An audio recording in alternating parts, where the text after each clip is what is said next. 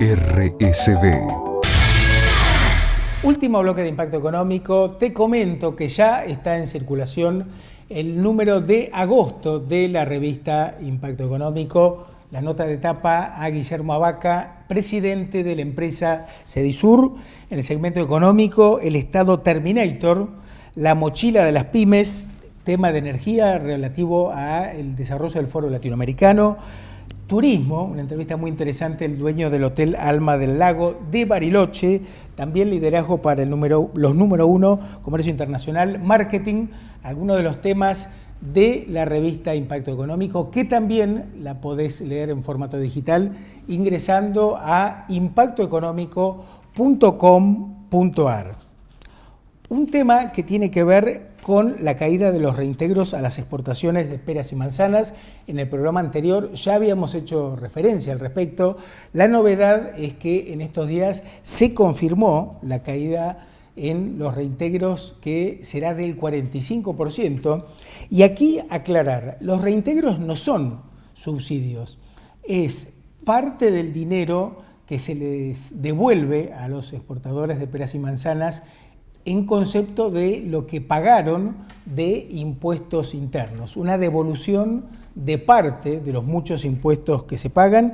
En general son impuestos indirectos, como es ingresos brutos, el impuesto a los débitos y créditos, tasas municipales, uso del espacio aéreo, bueno, de la gran cantidad, como siempre insistimos, de tributos que pesan sobre la espalda del sector productivo. Muy negativo esta novedad o esta decisión del Gobierno Nacional, porque primero implica un cambio en las reglas de juego, lo cual es muy desalentador y muy negativo también para la seguridad jurídica. La inseguridad jurídica es la kriptonita del sector privado en lo que implica cambio en las reglas de juego que se traduce en incertidumbre. En segundo lugar, el ajuste lo sigue pagando en mayor medida el sector privado productivo.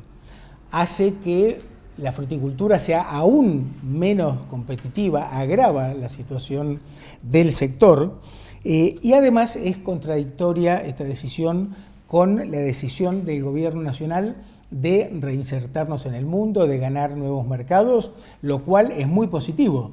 Ahora, estas medidas concretas van en sentido contrario. Escuchaba una declaración de Pablo Gerchunov, un economista, quien sostuvo que hay que poner retenciones a todas las exportaciones porque estamos en emergencia. Bueno, la verdad, ser economista y decir esto, lamentable, porque siempre es el sector productivo o el sector privado el que está en emergencia. Quien tiene que hacer el ajuste, como insistimos, hasta el cansancio, hasta la convicción, es el sector público.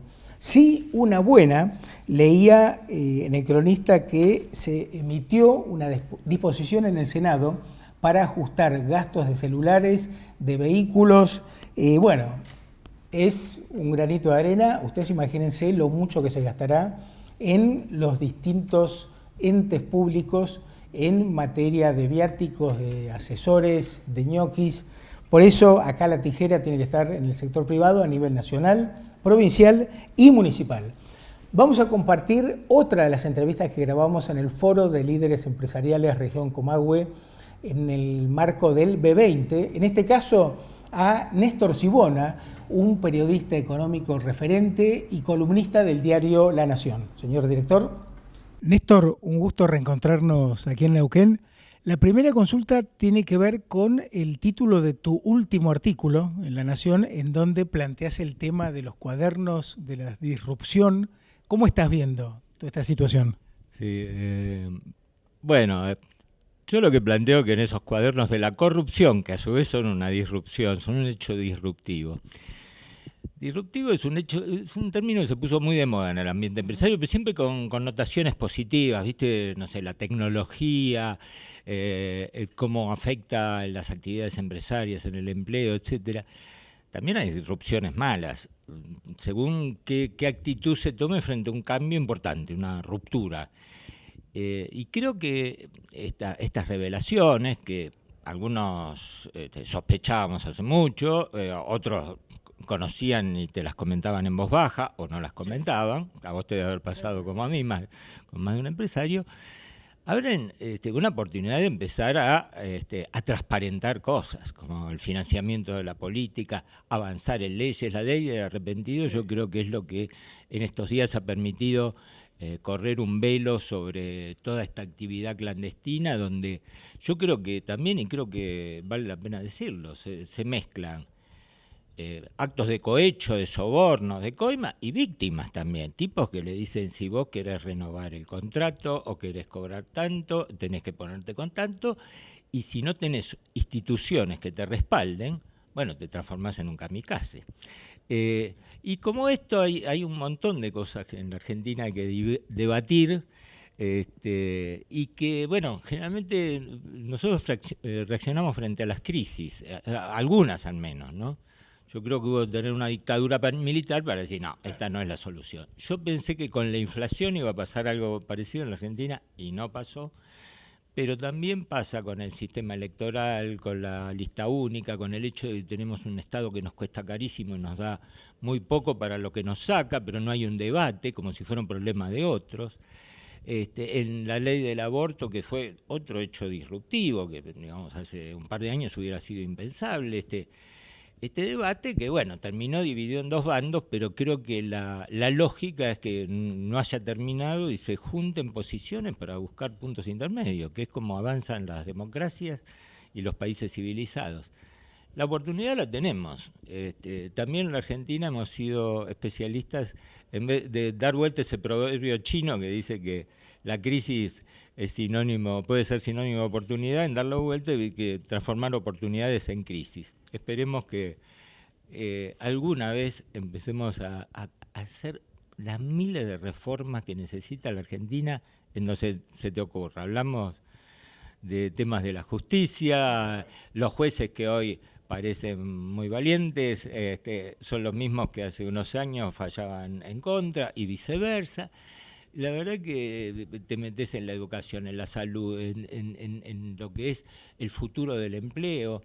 Bueno, de eso no se discute en la Argentina. Sí, siempre estamos como mirando con el espejo retrovisor y hay que mirar para adelante también. Yo los otros días planteaba como cuestión de fondo que a mayor Estado, a mayor gasto público, mayores posibilidades de corrupción. ¿Coincidís con el enfoque? Absolutamente. Buena parte del crecimiento del Estado tiene que ver con un montón de organismos que a veces uno lee designaciones en el boletín oficial y te dan risa. Y muchas veces cada trámite es un peaje o alguna quintita, que la firma certificada, que presentar en persona, que hay que anotarse en un registro sin el cual... Bueno, todo eso, no sé, patentar un auto tiene un costo y un engorro fenomenal. Y yo creo que este gobierno está avanzando en lo que se llama la digitalización, pero ojo que no es lo mismo que la desburocratización. Claro. Hacer mucho trámite por computadora, bueno, quizás es mejor que hacerlo con papel, pero lo ideal es que se reduzca a la cuarta parte la cantidad de trámites. Y que, bueno, el valor de la palabra o de una declaración jurada, yo sé que vos sos contador y debes saber que una declaración jurada tiene un valor legal, no es que uno firma, que se haga la prueba en contrario, no que todos los inocentes nos hagan parecer culpables y que los culpables se las den de inocentes. Néstor, la última, algunas de las medidas que debería tomar el gobierno para generar las bases para un crecimiento sostenido y salir de este contexto turbulento en donde el dólar baja un poquito, después vuelve a subir, aumenta el riesgo país. ¿Qué falta? Yo creo que hay que articular un programa que tenga como eje bajar la inflación en la Argentina. Yo después de más de 40 años de periodismo económico me doy cuenta que eso es como un cáncer, que la gente en general cree que se le puede ganar a la inflación, pero después te termina costando y cada crisis como la que estamos teniendo en estos meses genera mucho más pobres y otra vez volver a empezar y remontar la cuesta. En el acuerdo con el fondo hay una baja gradual de la inflación. Creo que la Argentina no puede bajar de un 30 de inflación a 5 de un año para el otro. Pero me parece que lo importante es que haya un consenso político, una política de Estado, una palabra que parece que pasó al olvido, Cosa de que si hay un cambio de gobierno no tenemos que empezar otra vez, que haya una garantía de que la Argentina va a recorrer un mismo camino, para el norte o para el sur, pero para algún lado, y no está yendo de norte a sur.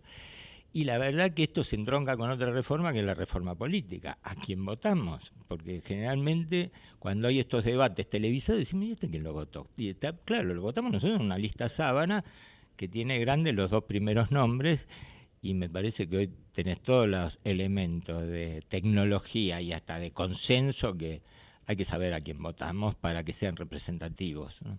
Néstor, gracias por tu tiempo para Impacto Económico y un gusto reencontrarnos aquí en Neuquén, ¿eh? El gusto es mío, realmente hacía mucho que no nos veíamos, así que esperemos que no pase tanto tiempo para la próxima.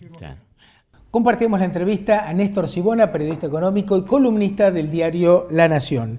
Mi comentario final sobre la hipercorrupción K. Se siguen conociendo más detalles a través de las declaraciones. Muy positiva la marcha que se desarrolló para pedir el desafuero de la señora Cristina Fernández de Kirchner y por la ley de extinción de dominio que permitiría recuperar el dinero robado por los funcionarios durante la década saqueada. Eso fue el kirchnerismo. Y acá es fundamental la participación de la sociedad civil. Nosotros, como ciudadanos, tenemos que comprometernos, que empujar para que continúe este proceso de transparencia. Lo que está ocurriendo en la Argentina es inédito, nunca había ocurrido, lo cual es una señal para el optimismo. Hay que canalizar todo este proceso judicial en cambios en las instituciones para mejorar justamente la calidad institucional, minimizar la corrupción y aumentar los niveles de transparencia. Gracias por estar. Nos reencontramos la próxima semana.